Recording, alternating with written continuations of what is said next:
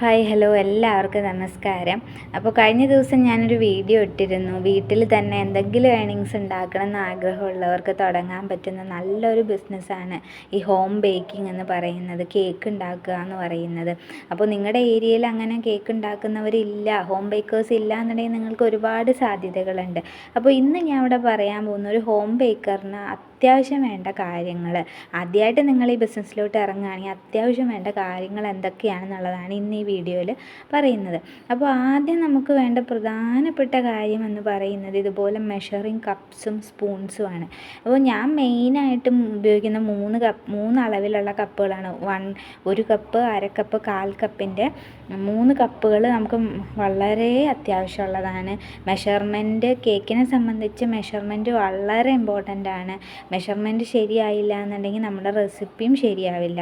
അപ്പോൾ അതുകൊണ്ട് ഈ കപ്പും സ്പൂണും നമ്മൾ വളരെ അത്രയും ഒരുപാട് വിലയൊന്നും ഇതിനില്ല. കപ്പും സ്പൂണും ഒരുമിച്ചായിട്ട് നമുക്ക് വാങ്ങിക്കാനായിട്ട് കിട്ടും. അപ്പോൾ പാത്രക്കടയിലൊക്കെ കിട്ടുന്നുണ്ട്. അതുപോലെ തന്നെ അല്ലെങ്കിൽ ഹോം ബേക്കിംഗ് ഈ ടൂൾസൊക്കെ വിൽക്കുന്ന കടയിലൊക്കെ, നമുക്ക് ബേക്കിംഗ് ടൂൾസൊക്കെ വിൽക്കുന്ന കടയിലൊക്കെ ഇത് കിട്ടുന്നുണ്ട്. റേറ്റ് വളരെ കുറവാണ്. അപ്പോൾ നിങ്ങൾക്ക് 200 ml കപ്പും 250 ml കപ്പും ഒക്കെ വാങ്ങിക്കാനായിട്ട് കിട്ടും. അപ്പോൾ അത് ഏതായാലും കുഴപ്പമില്ല, അതൊരു സെറ്റായിട്ടാണ് കിട്ടുന്നത്. അപ്പോൾ അങ്ങനെ കപ്പും മെഷറിങ് സ്പൂൺസും എന്തായാലും വാങ്ങിക്കുക. ഇതിൽ നമുക്ക് 1 കപ്പ്, അര കപ്പ്, 1/4 കപ്പ് നമുക്ക് എപ്പോഴും യൂസേജ് വരുന്ന, നമുക്ക് എപ്പോഴും യൂസ്ഫുള്ളാവുന്ന കപ്പ് മെഷർമെൻറ്റാണ്. അതുപോലെ തന്നെയാണ് ഈ മെഷറിങ് സ്പൂൺസിൻ്റെ കാര്യം.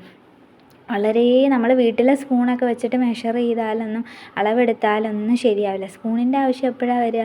നമ്മൾ ബേക്കിംഗ് പൗഡർ, ബേക്കിംഗ് സോഡയൊക്കെ അളന്നെടുക്കുമ്പോൾ സ്പൂൺ നിർബന്ധമായിട്ടും വേണം. 1 സ്പൂൺ എന്ന് പറഞ്ഞു കഴിഞ്ഞാൽ 1 സ്പൂൺ നിറയെ എടുത്ത് നല്ലപോലെ വടിച്ചെടുത്ത് നമുക്ക് കറക്റ്റ് അളവിൽ നമുക്ക് 1 സ്പൂൺ എടുക്കാനായിട്ട് പറ്റണം. 1 സ്പൂൺ, അര spoon baking powder, baking soda അല്ലെങ്കിൽ 1/4 ടീസ്പൂണൊക്കെ ഇടുന്ന സമയത്ത് കൃത്യ അളവിലെടുത്താലാണ് നമുക്ക് ശരിയാവുള്ളൂ. ഞാൻ ഇവിടെ മെയിനായിട്ട് യൂസ് ചെയ്യുന്ന 1 ടീസ്പൂൺ, അര ടീസ്പൂൺ, 1/4 ടീസ്പൂണിൻ്റെ സ്പൂണുകളാണ്. പിന്നെ നമുക്കിവിടെ ടേബിൾ സ്പൂൺ ആവശ്യം വരും. ടേബിൾ സ്പൂൺ നമുക്ക് ആവശ്യം വരുന്നത് ഈ വെളിച്ചെണ്ണയല്ല, ഓയിൽ മെഷർ ചെയ്യാൻ വേണ്ടിയിട്ട് ടേബിൾ സ്പൂൺ ആവശ്യം വരും. അപ്പോൾ നിർബന്ധമായിട്ട് നമ്മൾ ഈ ബിസിനസ്സിലോട്ട് കടക്കുമ്പോൾ നമുക്ക് കേക്ക് ഉണ്ടാക്കി സെയിൽ ചെയ്യണമെന്ന് ആഗ്രഹമുള്ളവർ പ്രധാനമായിട്ട് വാങ്ങിക്കേണ്ട കാര്യം, ആദ്യം അവർ മെഷറിങ് കപ്സും സ്പൂൺസും നിർബന്ധമായിട്ട് വാങ്ങിക്കുക. നമ്മുടെ റെസിപ്പി എങ്കിൽ മാത്രമേ നന്നാവുള്ളൂ. കറക്റ്റ് അളവിൽ മെഷർമെൻ്റ് എടുത്താലേ നന്നാവുള്ളൂ. പിന്നെ നമുക്ക് ആവശ്യമുള്ളതാണ് ഇതുപോലുള്ള അരിപ്പ. ഇതിപ്പോൾ ഞാൻ സ്റ്റീലിൻ്റെ വാങ്ങിച്ചതാണ്. ഇത് തന്നെ വേണമെന്നില്ല, നമ്മുടെ കയ്യിലുള്ള പൈസ അനുസരിച്ചിട്ട് നമ്മൾ സാധനങ്ങൾ വാങ്ങിച്ചാൽ മതി. സ്റ്റീലിൻ്റെ ഇത്തിരി റേറ്റ് കൂടുതലാണ്. അതല്ലാതെ നമുക്ക് സാധാരണ ഇതേ വലിപ്പത്തിലുള്ള പ്ലാസ്റ്റിക്കിൻ്റെ കിട്ടില്ല. നമുക്ക് വലിപ്പം കൂടുതൽ മേടിക്കുകയാണെങ്കിൽ നമുക്ക് പെട്ടെന്ന് അളന്നെടുക്കാനായിട്ട് പറ്റും. ഒരുമിച്ച് തന്നെ ബേക്കിംഗ് പൗഡർ, ബേക്കിംഗ് സോഡയൊക്കെ ഇട്ടിട്ട് നമുക്ക് അരിച്ചെടുക്കാൻ എളുപ്പമുണ്ട്. അപ്പോൾ അതുകൊണ്ട് അത് അനുസരിച്ചിട്ടുള്ള നല്ലൊരു അരിപ്പ മേടിക്കുക. പിന്നെ നമുക്ക് ആവശ്യമുള്ളത് 3 പാത്രങ്ങൾ മെയിനായിട്ട് നമുക്ക് ആവശ്യം വരും.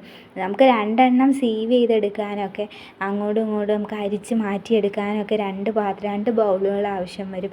അതുപോലെ തന്നെ മുട്ട അടിക്കാനായിട്ട് 1 ബൗൾ ആവശ്യം വരും. അപ്പോൾ ഇത് എന്തുകൊണ്ടാണ് ഇങ്ങനെ കറക്റ്റായിട്ട് പറയണതെന്ന് വെച്ച് കഴിഞ്ഞാൽ, നമ്മളത് കറക്റ്റായിട്ട് ഇത്രയും സാധനങ്ങൾ മേടിച്ചാൽ നമുക്ക് പണി എളുപ്പമാവും.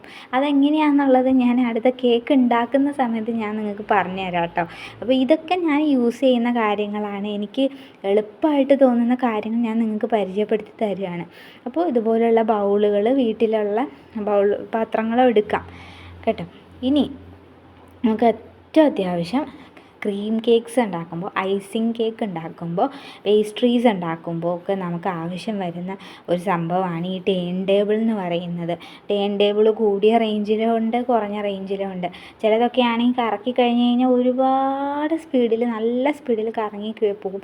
നമ്മളിപ്പോൾ അങ്ങനെ ഒരു ഭയങ്കരമായിട്ടുള്ള രീതിയിലുള്ള ഡെക്കറേഷൻസും കാര്യങ്ങളും ചെയ്ത്, അതൊക്കെ പിന്നീട് നമ്മൾ ചെയ്ത് വരുമ്പോൾ കിട്ടുന്ന എക്സ്പീരിയൻസിലൂടെ നമുക്ക് ചെയ്യാവുന്ന കാര്യങ്ങളാണ്. പക്ഷേ ഇപ്പോൾ തരക്കേടില്ലാത്ത ഒരു കേക്ക്, ഒരു ബർത്ത്ഡേ കേക്കൊക്കെ ഉണ്ടാക്കണം എന്നുണ്ടെങ്കിൽ ഈ ടേൺ ടേബിൾ പ്ലാസ്റ്റിക്കിൻ്റെ ധാരാളം മതി. അപ്പോൾ അത് വില അത്യാവശ്യം കുറവാണ്. അപ്പോൾ അത് നമുക്ക് വാങ്ങിക്കാം. പിന്നെ അതുപോലെ തന്നെ ഉള്ളതാണ് പാലറ്റ് നൈഫ്. ഐസിങ്ങിന് ക്രീം തേക്കാനായിട്ട് ഏറ്റവും ആവശ്യമുള്ളൊരു കാര്യമാണ് ഈ പാലറ്റ് നൈഫ് എന്ന് പറയുന്നത്. അപ്പോൾ ഞാനിപ്പോൾ ഈ പറയുന്ന കാര്യങ്ങളൊക്കെ നിങ്ങൾക്ക് പുറത്ത് കേക്ക് സെയിൽ ചെയ്യാൻ ആവശ്യം വേണ്ടിയിട്ടുള്ള കാര്യങ്ങളാട്ടോ. നമ്മൾ വീട്ടിലുണ്ടാക്കാൻ ഇതിൻ്റെയൊക്കെ ആവശ്യമുണ്ട്. ഇതൊക്കെ നമുക്ക് മാറ്റി ഇതിന് പകരം വേറെ ഐറ്റംസ് വെച്ചിട്ടൊക്കെ നമുക്ക് അത്യാവശ്യം ഒരു ബർത്ത്ഡേക്ക് വീട്ടിൽ കേക്ക് ഉണ്ടാക്കാം. പക്ഷെ നമ്മൾ പുറത്ത് ചെയ്യുമ്പോൾ ആ ഒരു രീതിയിൽ നമുക്ക് നല്ല ഒരു ഭംഗിയിൽ നമുക്കത് കൊടുക്കണമെന്നുണ്ടെങ്കിൽ ഈ പറഞ്ഞ ഐറ്റംസ് ഇത്രയെങ്കിലും മിനിമം നമ്മുടെ കയ്യിലുണ്ടാവണം. അപ്പോൾ പാലറ്റ് നൈഫ് ചെറുതുമുണ്ട് വലുതുമുണ്ട്. തുടക്കക്കാർക്ക് ചെറിയ നൈഫ് തന്നെ ധാരാളം മതിയായിരിക്കും. പിന്നെ നമുക്ക് അത്യാവശ്യം മുട്ട ബീറ്റ് ചെയ്തെടുക്കാനായിട്ടൊരു ബൗൾ ആവശ്യമുണ്ട്. ഞാനിവിടെ സ്റ്റീലിൻ്റെ ബൗളാണ് യൂസ് ചെയ്യുന്നത്. അത്യാവശ്യം വിസ്തൃതിയുള്ള ഒരു ബൗൾ തന്നെ നിങ്ങൾ എടുക്കാനായിട്ട് എടുക്കുക. കാരണം അതിൽ നമ്മൾ പിന്നെ വീട്ടിലേക്ക് യൂസിന് വേണ്ടി വീണ്ടും എടുക്കാതിരിക്കുക. നമ്മുടെ ബേക്കിംഗ് ആവശ്യത്തിനുള്ള സാധനങ്ങൾ നമ്മൾ വീട്ടിലെ ആവശ്യത്തിന് ഉപയോഗിക്കാതെ അത് സെപ്പറേറ്റ് ആയിട്ട് ഉപയോഗം കഴിഞ്ഞ് കഴുകി വെയിലത്ത് വെച്ച് ഉണക്കിയൊക്കെ എടുക്കുകയാണെന്നുണ്ടെങ്കിൽ പെട്ടെന്നൊരു ഓർഡർ വരുമ്പോൾ നമുക്കത് റെഡി ആയിട്ട് നമുക്ക് കിട്ടും. നനവുള്ള പാത്രത്തിൽ ചെയ്യാൻ പാടില്ല എന്നുള്ള കാര്യം എല്ലാവർക്കും അറിയാവുന്നതാണ്. അപ്പോൾ ഞാൻ ഇങ്ങനത്തെ ബൗളാണ് ഉപയോഗിക്കുന്നത്. ഇതിൻ്റെ വലുതും ഉണ്ട്. കാരണം ഒരു 2 കിലോയുടെ ഓർഡറൊക്കെ കിട്ടുകയാണെന്നുണ്ടെങ്കിൽ ഇതിൽ മുട്ട ബീറ്റ് ചെയ്തെടുക്കാൻ പറ്റില്ല. അതുകൊണ്ട് ഇതിൻ്റെ വലുതും ഉണ്ട്. പിന്നെ ഉള്ളതെന്ന് പറയുന്നത് ഇതുപോലുള്ള സ്പാച്ചുലയാണ്. അപ്പോൾ ഇത് സിലിക്കൺ സ്പാച്ചുലയാണ്. ചിലർ വിചാരിക്കും ഇതൊക്കെ ആവശ്യമുണ്ടോ എന്ന്. പക്ഷേ ഇതിൻ്റെ ഒരു കൺവീനിയൻസ് എന്താണെന്ന് വെച്ച് കഴിഞ്ഞാൽ നമുക്ക് നല്ലപോലെ വടിച്ചെടുക്കാനായിട്ട് പറ്റും. നമ്മൾ വീട്ടിലുള്ള മരത്തിൻ്റെ തടിത്തവി ഞാൻ ഇടയ്ക്ക് ഇത് എൻ്റെ കയ്യിൽ നിന്ന് പോയപ്പോൾ ഞാൻ ഇടയ്ക്ക് ഉപയോഗിക്കുന്നത്. പക്ഷേ നമുക്കതിന് വടിച്ചെടുത്ത് കിട്ടില്ല. ഇതാണ് നല്ല പെർഫെക്റ്റായിട്ട് നമുക്ക് വടിച്ച് ക്രീമാണെങ്കിലൊക്കെ നല്ല നല്ല അടിപൊളിയായിട്ട് സൈഡിൽ നിന്നൊക്കെ ഇങ്ങനെ വടിച്ചെടുക്കാനായിട്ട് പറ്റും. അപ്പോൾ ഇതുപോലൊരു സ്പാച്ചുലയും കൂടെ വാങ്ങിക്കുക. അപ്പോൾ അത്യാവശ്യം കാര്യങ്ങളൊക്കെ ഞാനിവിടെ പറഞ്ഞിട്ടുണ്ട്. പക്ഷെ പറയാത്ത ഒരു കാര്യം കൂടെ ഉണ്ട്. എന്താണെന്നല്ലേ, ബീറ്റർ നിർബന്ധമാണെന്നാണ് എൻ്റെ ഒരു അഭിപ്രായം. കാരണം ബീറ്ററിൽ നമ്മൾ കേക്ക് ഉണ്ടാക്കുന്ന മുട്ട ബീറ്റ് ചെയ്യുന്നത് വളരെ പ്രധാനപ്പെട്ട ഒരു സ്റ്റെപ്പാണ് കേക്ക് ഉണ്ടാക്കുന്നതിൽ.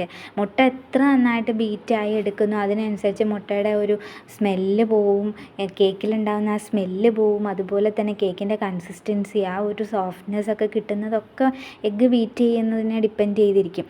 അപ്പോൾ അതുകൊണ്ട് നല്ലൊരു ബീറ്റർ വാങ്ങിക്കുക. തുടക്കക്കാർ ഇതുപോലെ ബജാജിൻ്റെയോ അല്ലെങ്കിൽ ഫിലിപ്സിൻ്റെയോ ബീറ്റർ വാങ്ങിക്കേണ്ട യാതൊരു ആവശ്യമില്ല. കാരണം റേറ്റ് കുറച്ച് കൂടുതലായിരിക്കും. നമുക്ക് നമുക്ക് റേറ്റ് കുറവിൽ നമുക്ക് ആമസോണിലൊക്കെ ഇഷ്ടംപോലെ ബീറ്റേഴ്സ് കിട്ടുന്നുണ്ട്, ബീറ്ററുകൾ കിട്ടുന്നുണ്ട്. ഐബെല്ലിൻ്റെയൊക്കെ ബീറ്ററൊക്കെ കിട്ടുന്നുണ്ട്. അപ്പോൾ അതൊക്കെ നമ്മൾ തുടക്കത്തിൽ നമ്മൾ ലോ ഇൻവെസ്റ്റ്മെൻറ്റിൽ നമ്മൾ തുടങ്ങിയിട്ട് കുറച്ച് നാൾ കഴിയുമ്പോൾ നമുക്ക് ഓർഡേഴ്സൊക്കെ നന്നായിട്ട് കിട്ടിക്കഴിയുമ്പോൾ നിങ്ങൾക്ക് സ്റ്റാൻഡ് മിക്സറോ അതൊക്കെ നിങ്ങൾക്ക് വാങ്ങിക്കാവുന്നേ ഉള്ളൂ. അപ്പം ഞാൻ എൻ്റെ കയ്യിൽ നേരത്തെ ഐബെല്ലിൻ്റെ ബീറ്ററായിരുന്നു ഉണ്ടായിരുന്നത്. അത് ഞാൻ കുറേ നാൾ ഉപയോഗിച്ചു. അത് വെച്ചിട്ട് കുറേ കേക്ക് ഞാൻ ഉണ്ടാക്കിയിട്ടുണ്ട്. അതിന് ചെറിയ കംപ്ലൈൻറ്റ് വന്നു. അതിൻ്റെ ബ്ലേഡ് കുറേ നാൾ യൂസ് ചെയ്യാതിരുന്നപ്പോൾ ബ്ലേഡ് ഒരുമാതിരി തുരുമ്പെടുത്ത പോലെ ആയിപ്പോയി. പിന്നെ എനിക്കത് യൂസ് ചെയ്യാൻ പറ്റാതെയായി. പിന്നെ അതിൻ്റെ മോട്ടറിന് ചെറിയൊരു കംപ്ലൈൻറ്റ് വന്നു. അതോടുകൂടി ഞാൻ പിന്നെ ഇത് വാങ്ങിച്ചത്.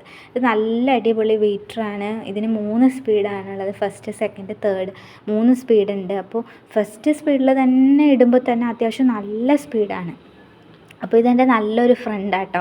കാരണം നമ്മൾ കേക്ക് ഉണ്ടാക്കുക, നമ്മൾ ഉപയോഗിക്കുന്ന ഐറ്റംസൊക്കെ ഓരോന്നും നമുക്ക് അതിന് ജീവനില്ലെങ്കിൽ പോലും നമ്മളതുമായിട്ട് ചെറിയ രീതിയിലെങ്കിലും നമ്മളത് ഉപയോഗിക്കുമ്പോൾ അതിൻ്റെ കൺവീനിയൻസ് കാരണം അതിനോടൊരു അറ്റാച്ച്മെൻറ്റ് തോന്നും.